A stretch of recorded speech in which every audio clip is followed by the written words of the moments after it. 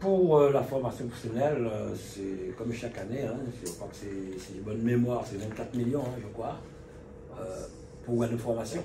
Nous avons des conventions signées avec le Pôle emploi, qui aussi fait des formations en fonction des besoins des entreprises avec la région, et aussi l'armée, le RSMA, aussi je crois, pour un nombre de formations pour les jeunes.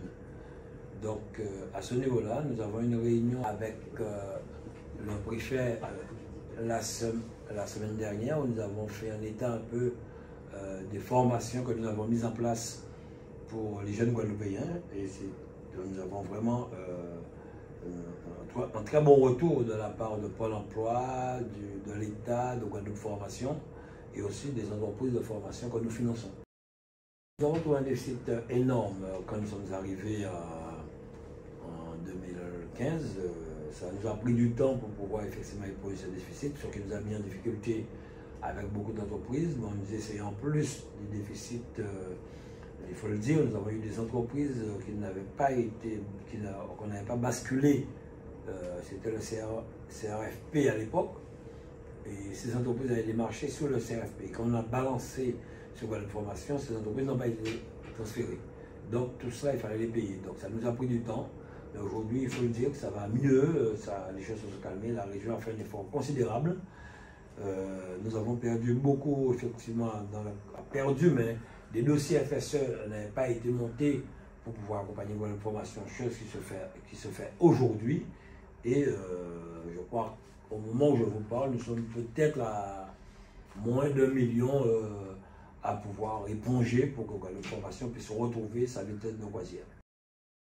Les fonds sont répartis cas par cas, ça c'est sûr. Hein, bon, les fonds européens, il y en a plusieurs. Les fonds sont répartis en fonction des dossiers qui arrivent, en fonction des demandes des entreprises. C'est autour en globalité de milliards hein, de fonds européens que nous distribuons. Et 2024, c'est le programme 2021-2027, parce que là, on vient de boucler 2014-2021, et là, nous sommes sur 2021-2027. Donc, les dossiers commencent à venir, notamment de gros dossiers, notamment pour l'aéroport, pour la modernisation du terminal 2. Nous avons financé la réfection de la piste d'atterrissage à hauteur, je crois, de 20 millions, je crois. Nous avons aussi le grand projet sur le hub du port que nous aurons à financer. Des chantiers comme la faculté de médecine, de plein exercice.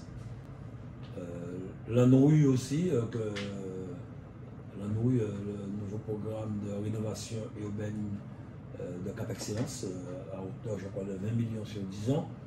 Je parle des gros chantiers là, que nous finançons. Et d'autres projets sur des écoles, sur des déchetteries, des demandes d'investissement des communes, des entreprises même aussi. Hein, j'entends certains dire que des fonds repartent. Depuis que nous sommes là, nous n'avons jamais eu de dégagement en fonds européens. Parce que les entreprises consomment bien, la région suit bien cela, suit bien les dossiers. Parce que certains pensaient à un certain moment que c'est à cause de la région que les fonds repartent. Non, la région est autorité de gestion de ces fonds européens.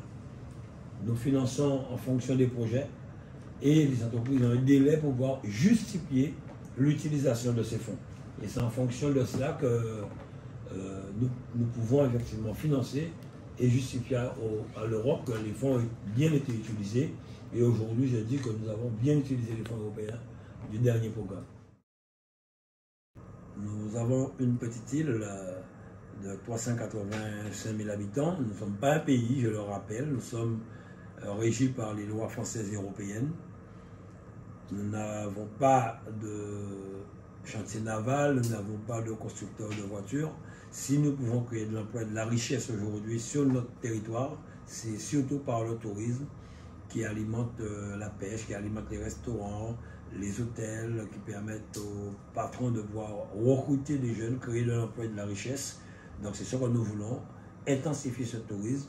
Les taximans travaillent, les transporteurs travaillent. Et rappelez-vous, en 2019, nous avions une croissance de plus 6%. Le Covid l'a enrayé, mais nous repartons de plus belle actuellement et nous faisons aujourd'hui partie des destinations les plus prisées aujourd'hui en matière touristique. Comme on dit, hein, ce sont les aléas de la vie. Vous savez, actuellement nous sommes nous accompagnons le SMGAG de manière à pouvoir rapidement faire des travaux. Ce qui s'est passé, c'est que des travaux ont été lancés. Bon, il semblerait qu'il y a eu un manque de communication pour dire aux personnes qu'il fallait prendre des dispositions pendant un certain temps et que les travaux qui sont entamés, c'est pour améliorer sérieusement la situation.